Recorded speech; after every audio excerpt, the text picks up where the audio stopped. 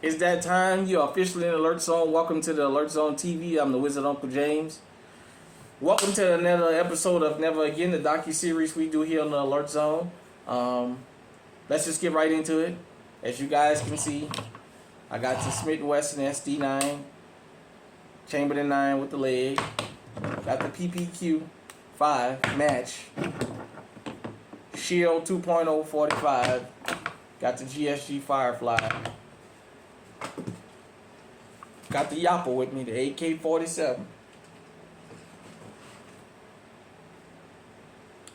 Got the Bushmaster AR-15. We're going to get into this one. And this was inspired by something I just saw in the last couple weeks. I haven't had a chance to report on it. About the ambush killings of cops around the country. And it just made me think about Gavin Long. So let's just get right into it. This is per Wikipedia. As you guys and girls know, if you're new to the channel, we do these as a place to go and do the research. We just present the stories you can research on your own. Wikipedia. This is per Wikipedia. 2016 shooting of Baton Rouge police officers. On July 17, 2016, Gavin Eugene Long shot 6 police officers in Baton Rouge, Louisiana in an ambush attack in the wake of the shooting of Alton Sterling. 4 died, including one who was critically wounded and died from complications in 2022. And 2 others were hospitalized. Of the officers who initially died, 2 were members of the Baton Rouge Police Department, while the third worked for the East Baton Rouge Parish Sheriff's Office. Long, who associated himself with organizations linked to black separatism and the sovereign citizen movement, was shot and killed by a squad officer during a shootout with police. Okay.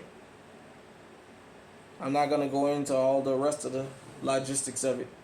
But you guys heard that. So if you didn't know, the murder of Alton Sterling was the straw that broke the camel's back. This was during the time where basically Obama was still in office. It was his last term. And under the Obama administration, there had been so many high-profile killings of black citizens by law enforcement. And the Justice Department basically cheered them on. Let's just get to it. Well, Gavin Long basically made a phone call and got cops to come out. And he was waiting. As you heard, he was military. So he knew how to handle his rifle real well. He ambushed law enforcement. Like you said, 4 out of 6 died. 3 died initially and 1 died from complications years later.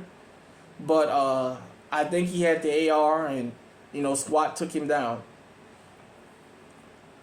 People might see this and say, well, Unc, you're glorifying this. I'm not glorifying what happened.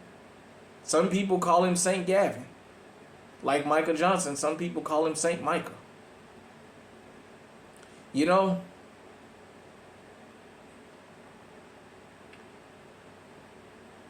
always teach you here in the Alert Zone that right is right and wrong is wrong. And when you stand by and let wrong happen, don't be surprised when there's a repayment for that.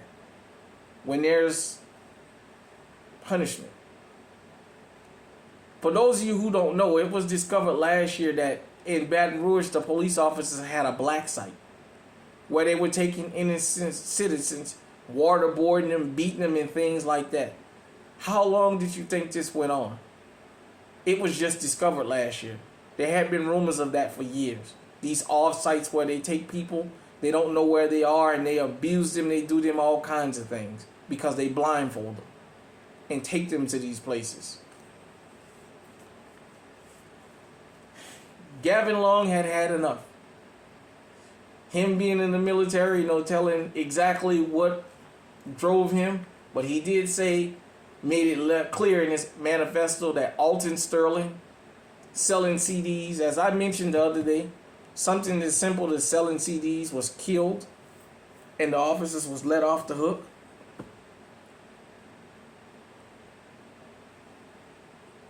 Sometime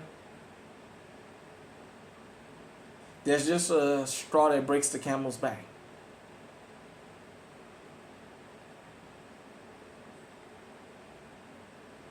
Law enforcement officers, let me say this to y'all. To the ones who consider yourself to be a good officer, pay attention. We don't advocate for the death of anybody on this channel. But coming from where I come from, I understand why certain things happen. I understand that sometimes law enforcement gets so out of hand that somebody steps up and put them back in a place and remind them that they're human. We saw this in real time, not only during Gavin Long, but during the Uvalde shooting. Law enforcement was put on the hot seat, and when they seen they didn't think they had the advantage, they froze up. When I tell you guys and girls out here about encounters with law enforcement, this is the type of stuff I mean. I've never seen law enforcement walk off the job because they refuse to work with brutal co-workers. The sad thing is, at the end of the day, law enforcement, these men and women have families at home too. And sometimes their families are left to pick up the pieces from what their loved ones did on the force, or somebody on the force did. I'm not sure what the background of the officers that were killed and shot were. Usually, ambushes only happen to officers that try and do the right thing. Very seldomly have heard of ambushes happening to officers that don't have nasty. The Derek Chauvins don't have ambushes out there.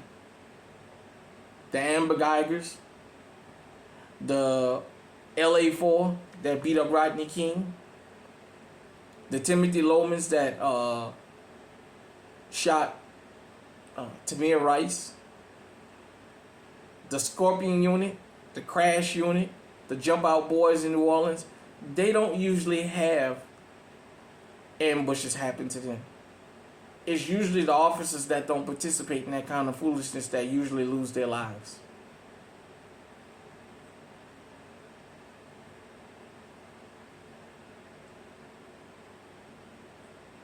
I remember when this happened, and it hit home because it happened in Baton Rouge, which is an hour from New Orleans, my hometown. I didn't cheer it on, but I understood it. As I tell you, here in the alert zone, we understand a lot of things. That's why we have the conversations we have. And I know sometimes my videos, when I have a lot of these kind of uncomfortable conversations, usually don't get a lot of views because it's not what people want to hear, and I understand it. We're going to keep the format exactly what it is. But I say to you that's in law enforcement, be careful about your partners, and be careful with upper officers.